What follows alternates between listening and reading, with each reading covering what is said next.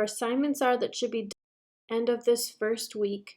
I have been trying in the evenings to look at the assignments that you did that day and provide comments, so go ahead and check back with some of your assignments. I haven't gotten to all of them, but I should see, or you should see a lot of comments on the work that you have completed this week. For today, it's our last lesson in April 6th through April 9th. And for math, we're going to be making a measurement dragon. Normally, I like to make this a fun art and math project at the end of the year, so this is a adapted version of that assignment, but you're going to be telling a story about a dragon using measurement and converting units of measure from all the different types of conversions we've done throughout the unit of measure since we left school. So your directions are to tell me a story about your dragon using the measurement conversions. Here's a basic story that I made. Your job is to fill in the correct measurements in the yellow spot. Feel free to add to the end of the story and alter the picture if you'd like. And here's my sample story that I have completed. Your story is on the second page. I obviously didn't do the math parts because that's for you to fill out, but I will talk to you about the math parts. So, once upon a time there was and choose your adjective of how you want to describe your dragon. Beautiful, fierce, humongous, however you want to describe it. Dragon named, and you need to name your dragon.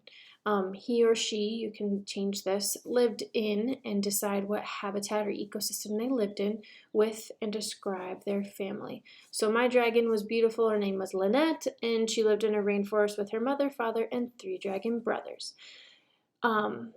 Each day, Lynette traveled, and you need to decide how many meters is 6 kilometers. So go back and do the math.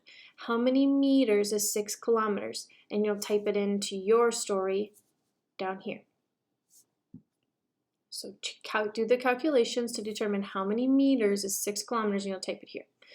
To get the daily meal, Lynette consumed 10 pounds or something ounces that you need to calculate of and describe what food they want. I said my dragon ate passion fruits. Can you imagine how big my monster or my dragon is? The tail is how many centimeters or this many meters long. Her mouth opens up to an impressive amount of feet from these inches, and you can figure out the rest of the story. One thing that I will have you do that's just a smidge different is this one uses the calculation or conversion from days to weeks. So you need to figure out, if I pay $3 a day, knowing how many days are in a week, how much is $3 a day in each week? So that one's a smidge bit of a challenge, but see if you can finish the rest of these calculations, and you can insert or create your own dragon picture to put in your story down below. And I can't wait to read about your measurement dragon. In writing, our last day of the directed journal is today. Maybe my computer's moving at a glacier pace today. It's been super fun. Like I've said before, your directed journal is done after today, but you are able to continue. I do think that a journal is a great way to document what's happening in this historical time, help you to remember the little details so that you are able to remember 10 years from now what you were experiencing from day to day. Okay, today's day 9. The pandemic is taking full advantage of many professions, yet other jobs are temporarily out of work. So professions means careers or jobs. Looking ahead in 10 years, what kind of career option are you most interested in right now? Has your choice changed? When we were in junior achievement, a lot of you picked a career, and I'm just curious if after seeing how some careers are working from home, some are continuing to work, and others are temporarily not working, if your choice has changed in what you're interested in. How has the pandemic changed your future plans? And you can change this to something other than a profession. Maybe you were planning on doing something that's more of a trade and now you want to go to a university or vice versa. So how has the pandemic changed something that you're looking to for the future? For county government, you're going to do a reading, and then it says to choose 2 of the 3 activities to complete. So here's the reading here. You can do this county map activity if you would like.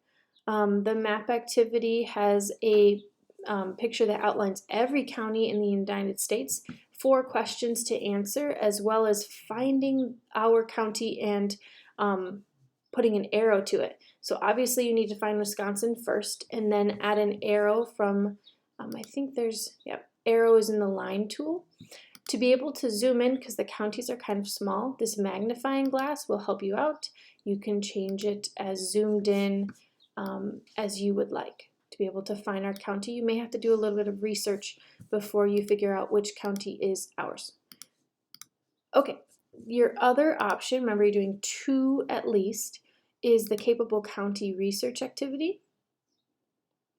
Here's a website. Please do not click resolve on these because then people won't be able to see the directions. But your job is going to be to type in the blue boxes. And I have a website here with the research.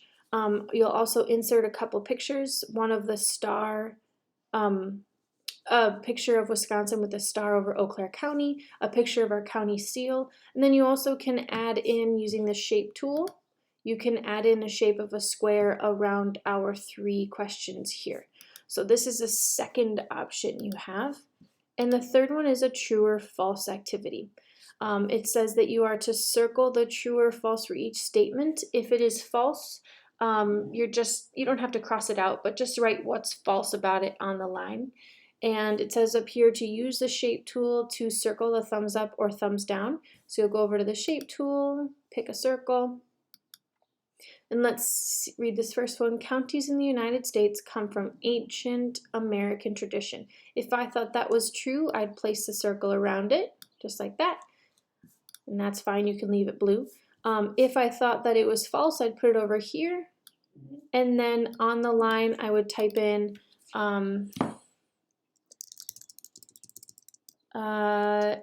they came from instead, and I would fill in the actual answer. I'm just giving you an example of a sentence, but you need to say this is false because of this statement. Okay, I will delete this. And you don't have to do anything down here. I got rid of that part of the activity. So you guys are choosing 3 of these 3 options. You're choosing 2 after you do the reading about how county governments work. And then if you would like to do some county games, they are here as well. So choosing 2 activities to complete after you do the reading, and then you are going to possibly do some games if you want to. You have workbook pages after you did your investigation yesterday. I hope that was fun for you. The workbook pages are here in case you're missing any, and the quiz is here for you to answer. It collects your email so you don't have to worry about typing in your name. But like somebody pointed out, this is only 1 question, so do your best to show your comprehension using details from the text and complete sentences so that I understand what you understood from the reading. Today we're also finishing up the Hound Dog True book report. You have a detailed video here. You also have the actual report here in your rubric. If you do not see your assignment, remember, look up to the top right and your activity will be there with your name on it. You will be not finishing up the Holy Week activities until Monday because we're doing Easter activities next week. Remember, the watch and learn links are here if you are struggling or wanting to do them because they do not work in this assignment, as well as a detailed video going through the directions on each slide for your abilities. I've had quite a few questions on spelling, so I'll say it again. Your job is to do 3 activities practicing lesson 23. Someone said the PDF wasn't working for them when they clicked on it. You can also go to my website, like always, and go to lesson 23 through Spelling City to access it.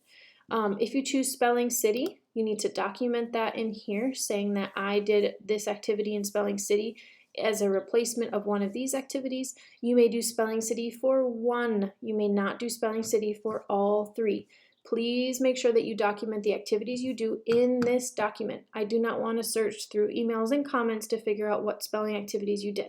Put it all in this document and it will be simple, easy peasy for me to figure out what you did. Last thing is commas. Like I said before, you're going into Quill, logging in with Google, trying to finish as many of the commas work activities as possible. So those are there. I think that is everything. Thank you for everybody who's working really hard on the components for Google Classroom. I really appreciate it, and I hope that you guys are all doing really well. Please let me know if you have any specific questions I can help with. Have a great day. See you later.